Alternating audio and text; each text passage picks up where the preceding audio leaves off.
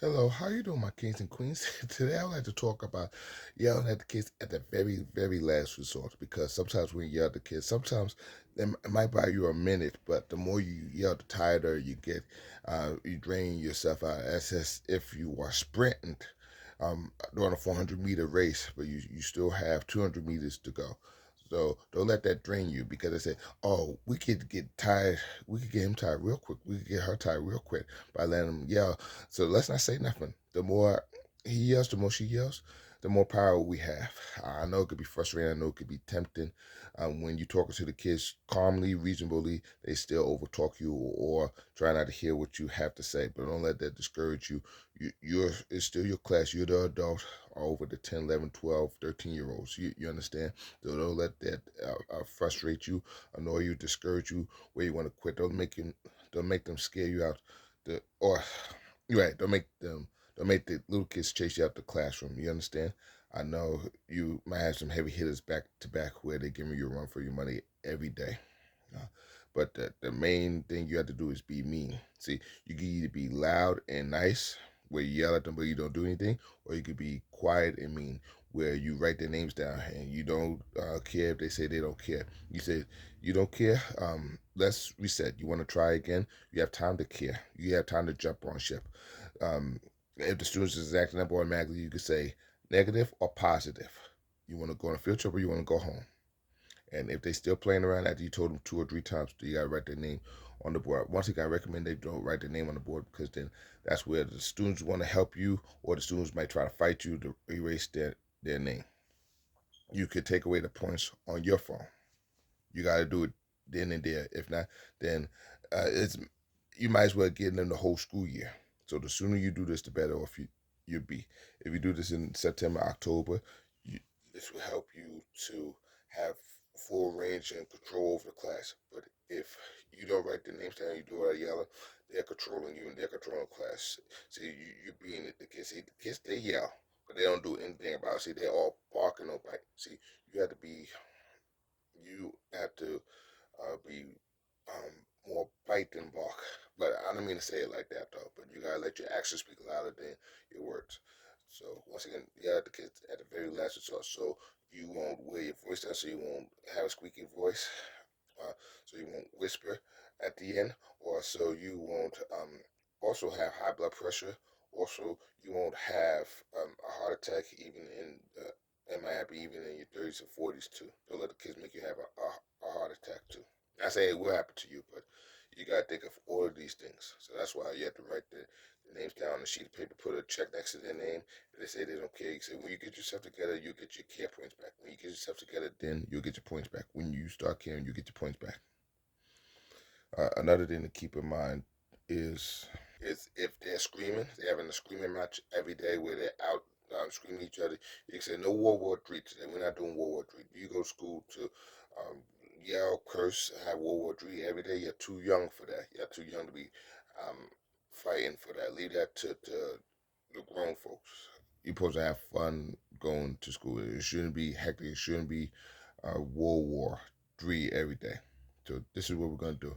If you have to, instead of yelling at them, because they're gonna expect that from you. Now, you could you could write the names down, or you could just say, "Let's have a chill moment. This is an emergency." You said, I was saving all your surprise, but this is an emergency." You could do a science experiment with the water tornado, or you could do a quiet balloon party. Quiet balloons. Yeah, you can say quiet balloons, and then you let the students give the students 30 seconds, or you could do it right away to calm the class down. You said instead of fighting each other, how about you yell at me? Instead of yelling at the students, yell at me. I could take it. See, each other, y'all think y'all can take it, but y'all can't take it. Y'all can't handle it like how I can. But you're not cursing though. You're not. We're not doing that. You curse, you get out the class. You got to be straight faced with it, so they won't try you and overplay you and thinking that you to be messed with. You understand? And another thing too, try not to get upset. I mean, you can get upset and frustrated, but try not to yell too, because sometimes when you yell, you might stutter, and then the kids might tease you, and they might mock you, and they might say, "Oh, look, this we got this teacher stuttering." Not only did we get the teacher yelling, we got the teacher stuttering. So that's why, as a very last resort, yell at the students. I know sometimes you still might have to, but try not to do it as much. Try not to do it. Let it be a daily occasion. I know the kids may not listen. I know it seems as if they may not respect you. I know it seems as if they listen to who they want to listen to, and that's what's getting you. That's what's frustrating you. But don't let that discourage you or make you want to take days off. Take days off maybe once a month, but don't take days off every week. Then you run out of your time. Take days off once a month, and that'll help you to stretch your time. If you have 2 weeks worth of time, you could use. Take a day off once a week, once a month. Or another thing too is if the disciplinary and deans are working with you to say whatever you're ready, they're waiting for you. They literally waiting for you. If one or two kids or three kids give you a hard time, they're waiting for you to give them the green light to send them home. And they're telling the class, they're telling you to let them know when you're ready. But when you hesitate, that's when not only are you losing your power, you losing their power too. Where they're not gonna take not only you seriously, but the dean seriously or the disciplinarian seriously. So y'all gotta be on one unit, one accord. So if they say, "Let me know," and they said, "Okay, okay," but then the next minute, 5 or 6 kids is yelling, being out the seats, doing what they want to do, then that doesn't mean anything. Then you're doing vain teaching. The yelling's going in vain. So if they're not listening to you, you write their name on the list. You don't hesitate to. Don't care if they say something smart or slick. That's what writing the names and disciplining them and taking points are designed for. Because if you don't, it's it's going to be more difficult as the months progress. As you get into the middle of the year, Christmas, New Year's, don't wait that long. And if it's a field trip, you can use that to your advantage. You can use that as a pawn by saying, if you don't listen to no field trip, you go on Saturday. If somebody says, well, I'm not going on a field trip anyway, or I have things to do on Saturday, don't hesitate to write their name there because now they're trying to show off and be try to act as if they're smart, and which they are. They are very smart, but don't let them always try to have something to say. He said no commentaries needed. No back and forth is needed. I ask you if you care. I ask you to do your best. And once again, to stay at them because they might become accustomed to that, but it may not serve you good or do you much service. You could say we're gonna have a chill out moment. We're gonna relax. We're gonna have a emergency surprise. You need this. I need this. The whole class need uh, emergency surprise. If you want to find out, you gotta sit and be quiet. This back and forth yelling. We're not doing that today. We're not doing that today. We're not yelling because if you yell, then that gets them the license or the certification to yell too. So that's why you gotta be cool, calm, and collected. Even though I know it could be frustrating. Another thing too is if the class is acting up before lunchtime, you can say, "Let's see how much time you owe me. You owe me 2 minutes. You owe me 1 minute. You owe me 2 minutes. You owe me 3 minutes. You owe me 4 minutes. You owe me 5 minutes." So, and if they owe you 5 minutes, you put it on the timer. Don't change your mind. If they quiet down and get it together, then maybe at the 2 minute mark, you could say, "Since you uh, class C, I mean business, I will subtract a minute or two. Keep it up. But if you mess up, we'll sit back down. Then I put the timer back on. You can't be afraid of making an example of them. You know what to do. You just probably afraid that either might work or they might have something to say. So be it. Oh well. Then not hesitate in showing their tails. They're not hesitating to give you a hard time. They're not hesitating and give you a run for the money. What I recommend that you do is you get the negative behavior out the way. You get the I don't care out the way, and then it will set up for the positive behavior. If you try to force a positive behavior, then that's where the quicker negative behavior will transpire or occur. You understand? So look, if they're being negative, let it happen, but you discipline it. Don't let the negative students or the students' negative reaction control the class or dictate the class. If they're being negative, then you have to cover them accordingly or you have to discipline them accordingly. Another thing too, what you can do is if you have work to give them, have to work 2 or 3 days work printed out, 2 or 3 days in advance, so you could be ahead of the students, whether it's quizzes, whether it's tests. Another thing too is if it's a test, what you could do is if you don't have an answer sheet, you can create your own answer sheet of questions that you know is correct and questions that might not be correct. You could give them a half a point. So let's say the question is worth 5 points, you could give them 2 points or 3 points. So if the students who got the questions correct you don't answer wrong, so they won't fail the test. I think that would make the most sense. If you want to look at the Google app and look at the results, you could. If you want to try the Google app where you take a picture of the test and get the results, you could try, but please try not to depend on it too. You could try the disciplinarian, you could try the principal, you could try the dean of education to see if they will give you the answer keys. If they don't give you the answer key, then as a last resort, you gotta create your own answer key for the test. If it's a heavy hitter class, I give you a hard time. You said today we had a good class, and you see the next day you said yesterday we had a good class. Could we make it two in a row? I want us to keep the streak alive. I wanted to keep the streak similar to Michael Jordan, or similar to LeBron James, or similar to Kobe Bryant, or similar to Allen Iverson. How they kept the NBA streak alive. See, so I knew that basketball, hands up basketball, will come into effect. So let's keep the winning streak alive. Let's make it 2 days in a row. Can we do it? If you do it, you get points. So what I need you to do is to have a seat, take out your pencil, take out your paper, and let's get to work. You get to work, we'll have another brain break, seeing who could fight, whether it's Superman or the Hulk, who could win, Mario or Sonic, who was faster than me, the scholars or who's faster than the teacher, the scholars or the teacher. Then you can say, are you smarter than a fifth grader time? This is, are you smarter than a fifth grader time? If you listen, you're smarter than me. If you don't listen, then it's a draw, it's a tie. uh, make it fair so they could feel good about themselves. They're very smart, but you're very intelligent too. Don't let anybody else tell you otherwise. And don't let listen to Satan by making it think that don't listen to Satan and letting the kids make you feel as if you're the worst teacher in controlling the class. You could control class better than some. You it, think of a handful of teachers who you could control the class better. You don't say it in their face, of course, but you might control the class better than two, three, or four teachers. That's quite a bit. So you're not at the bottom of the list.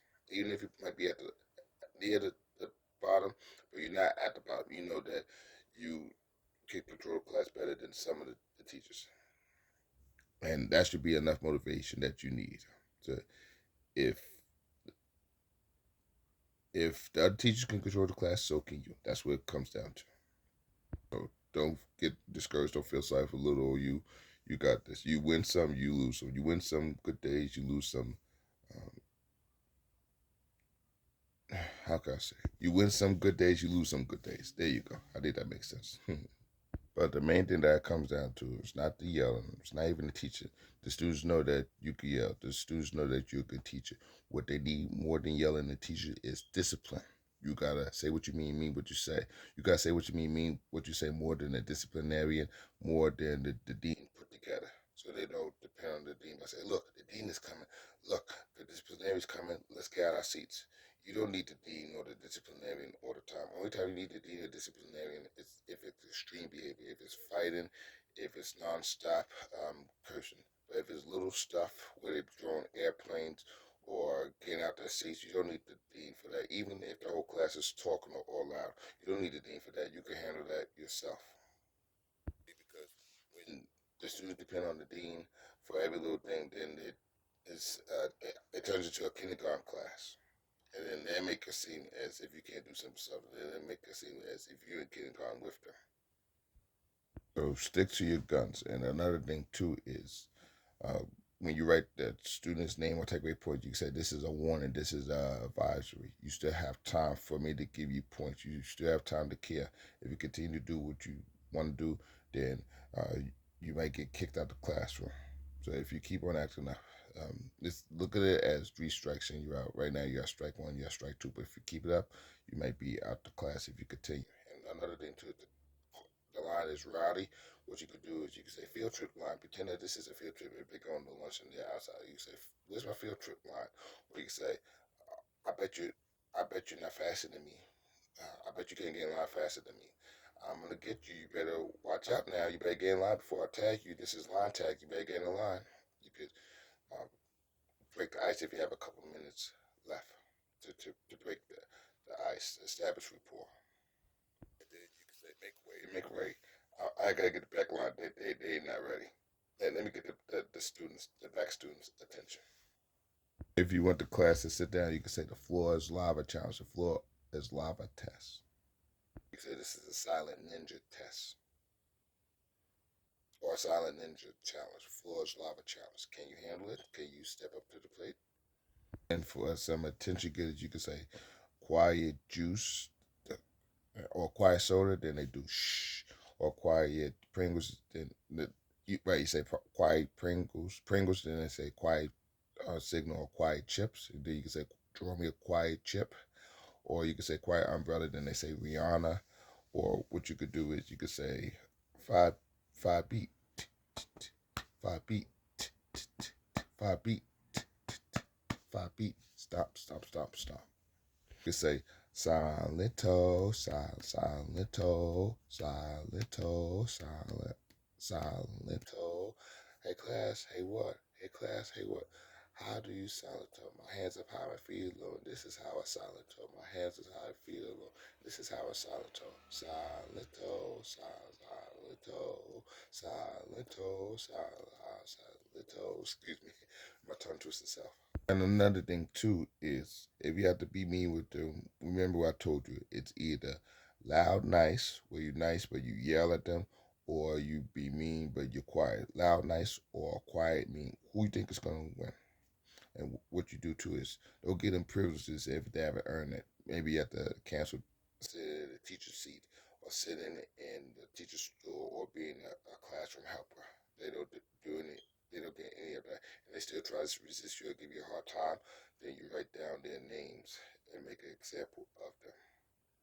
Okay, so act as if they supposed to get in the seat because they got used to it for so long, or they used to the teacher store, or used to writing on the board, or used to helping you out. They have to earn it again. The class has to earn it. And remember, you're one of the best teachers in the school. Even if you have a tough day, back to back for a week or 2 weeks or 3 weeks, 3 weeks, you're still the best teacher in the school. And there's nothing uh, they can do about it, or they can't take that away from you. One more thing before I let you go, they kick off from memory. What I would like to say is if you see students sneaking their cell phone when they're not supposed to, if you, I know that's a controversial matter. Even you, as a teacher or educator, you do have power to compensate the phone. Compensate. Let me say it correctly, intelligently. Compensate. But if the students resist, don't fight over the phone. That's where you could get the dean and the disciplinarian. That's where they come in. That's where they shine at its brightest. So you could give them a warning by saying, "I suggest you put your phone away." Or don't say it like that because it is as if you ask them nicely. You say, yeah, "I need you to put your phone away. If I see your phone, then it will be compensated."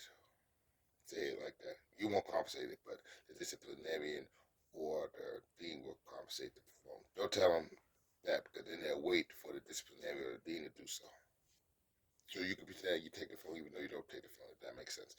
The reason I say not to take away the phone yourself, because you see those videos how the students fight over their phone tooth and nail, even the little kids, the fourth and fifth graders, they'll still, some of them, not all of them, will fight you over the phones. And I don't want you to get in trouble over a $800 or $900 phone. I said, the student took the phone away and now it's not working. The student took the phone away, but they was pushing me. They was fighting me over the phone. But the schools, the principal, they know your character, they know your integrity, they know that your ethics, they know that you're one of the best teachers in the schools. But sometimes the school might take the kid's word maybe over diapers, for diapers reasons, or um, there could be a lot of reasons why the principal might take the student's word over the teacher's um, word. I know it, even if they know you for months or years, and they know you do good quality work for them. But don't take it personal. You continue to teach. Don't let the kids make you lose sleep or make you lose your appetite. But just be careful with the cell phone. Uh, don't ignore it. Confront them because then they say, "Why you didn't confront them? Why you didn't say anything?" So if they keep having the phone after you get them warning, then you say, "Now it's time for you to go home or get out the classroom because I told you multiple times you still decide to play with the phone." And I want to tell you that your breakthrough class is right around the corner. It's going to feel as your birthday, it's going to feel as Christmas, it's going to feel as New Year graduation, your prom, your wedding day, you having a new baby. It's going to feel as if all of that, all into one. So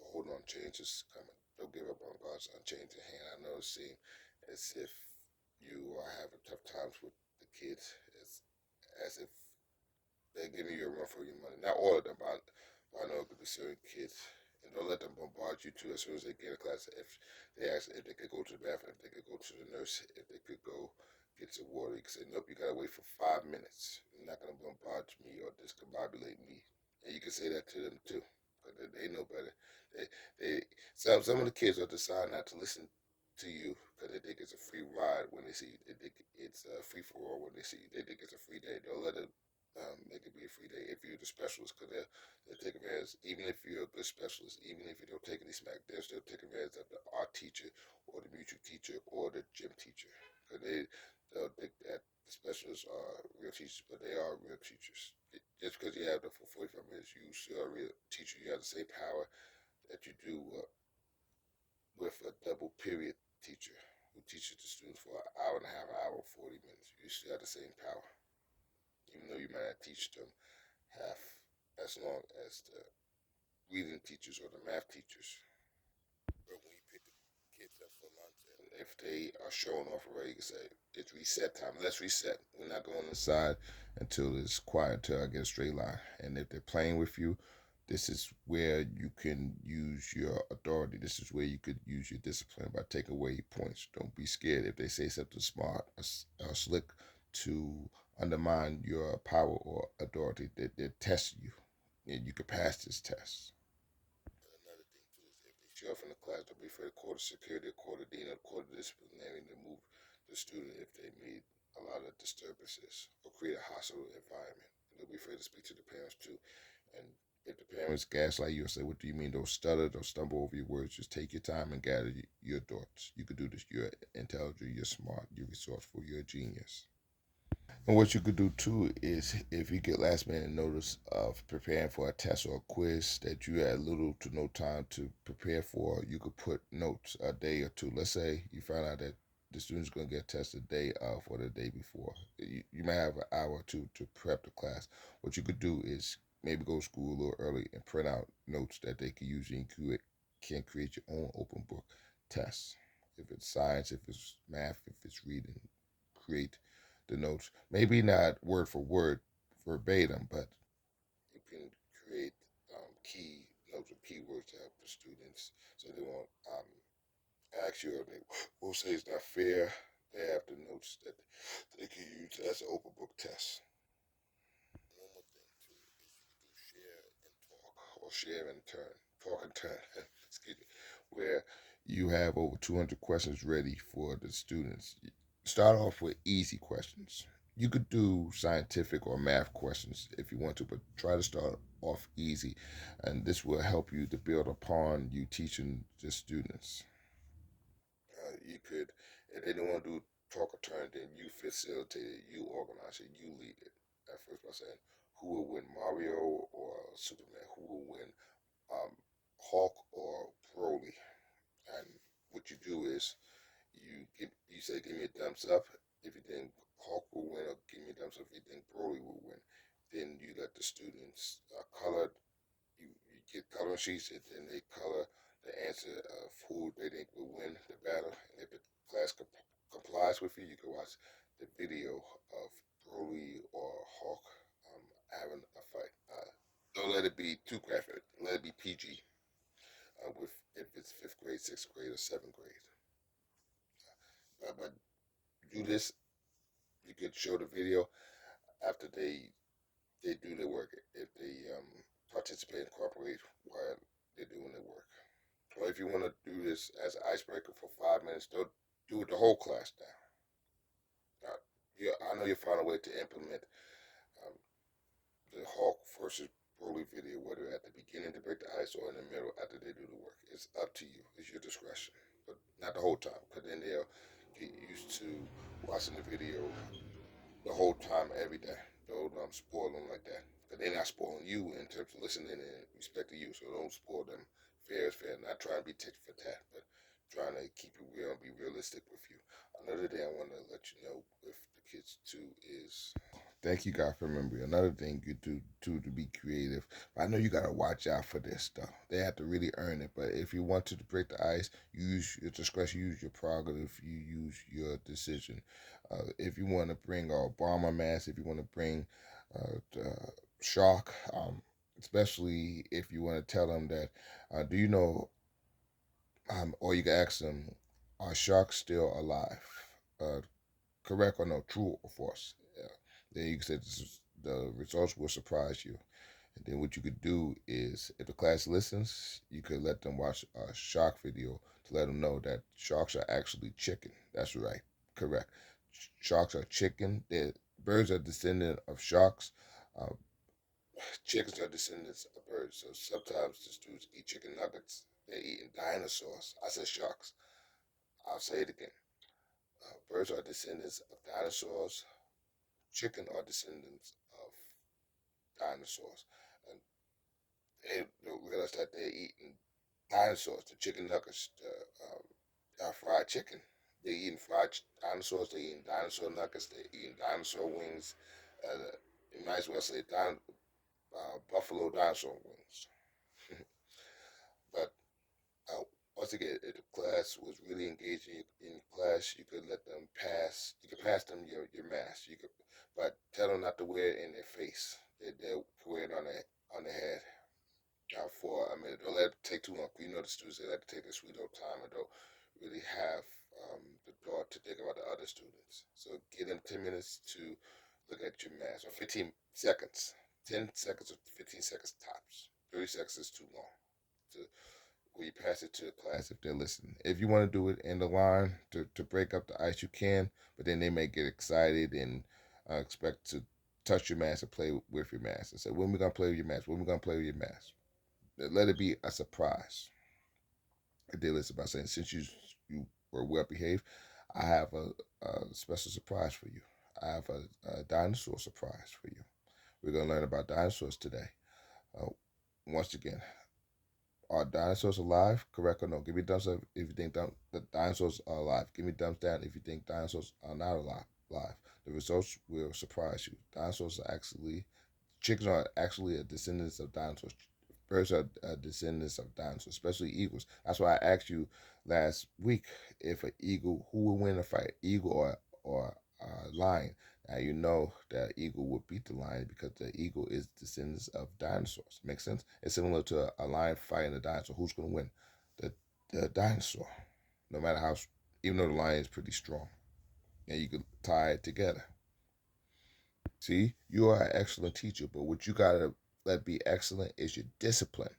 If your teaching is excellent, but your discipline is below average, that may equate you to a below average teacher in the students' eyes. No matter how many tips and tricks you have for the students, no matter how many attention gives you have for the students, your discipline has to be just as good as your teaching, if not better than the teaching. That's how the kids is going to respect you. So just as your discipline, your teaching is excellent, your discipline has to be perfect or near perfect. So let's say your teaching is 80%. Your discipline has to be 90%. Or let's say your teaching is 90%. Your discipline has to be 100%. So for the kids to listen and respect you. I know it's crazy. It seems as if the kids respond better to discipline than they do to teaching nowadays, especially the tough students or the rough students. I know I know seem, in other words, I know it seems as if the discipline comes first, then the teaching. Because the reason being is you want to protect students. Are, you have the students' best interest at heart when it comes to safety. And don't let it phase you if they say, you're not my daddy, you're not my mommy, you're not my disciplinarian, you're not my legal guardian, you're not supposed to yell at me or talk to me like that. They say something along those lines by saying, you're not my daddy, you can say, well, you still gonna listen to me whether I'm your daddy or not. You know I'm not your daddy, you're gonna still listen to me as if I was your school daddy. You can say that if you want to, but be careful. Be careful. You can say whether you like it or not. I'm the next close thing to your daddy from 7 a.m. to 3 p.m. I'm the next best thing or next. I'm a closer thing to your daddy um, when you're in my class or when you're in school with me. Thanks for listening to me for 30 minutes. I appreciate you. Please have a blessed day. See you later. Stay blessed. God bless. I will talk to you later on. Make it easy for yourself. Don't make it easy for the kids because they're not gonna make it easy for you. Unfortunately, most of them aren't, to say the least.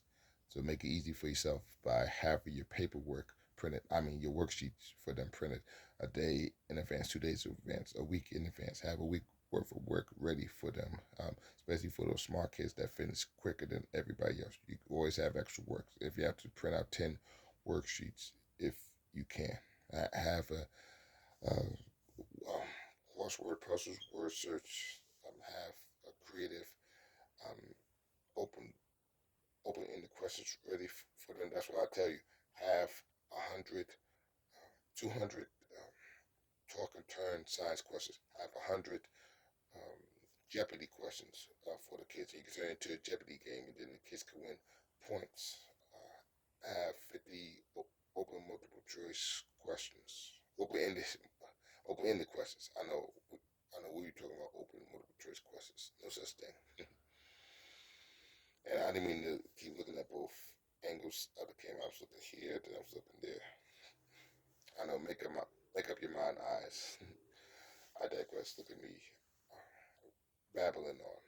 Excuse my tangent spree. Once again, for the difficult class, if you had a good day with them, you can say, once again, we're 1-0. Can we go 2-0? Can we do it? If we could do it, I'll give you a point.